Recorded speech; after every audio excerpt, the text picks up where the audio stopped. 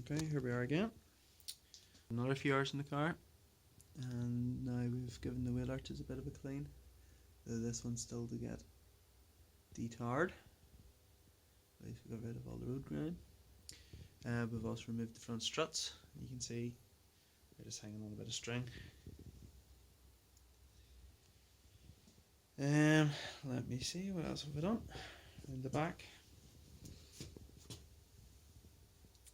shocks removed. Suspension's just sitting on a jack still. I'm giving it a good clean up and round here. And then with the where the top mount goes, we'll be giving that a paint. And again, we'll be painting in and around the spring perch here, just to keep it tip top. And also cleaned up the legs of the drive shafts, make sure they're all in good condition, everything looks fine. Anti-roll bar doesn't look great, but we're not looking to track this car or anything, so soft anti-roll bar will be absolutely fine. And corrosion on it, well, we'll tackle that someday in the future.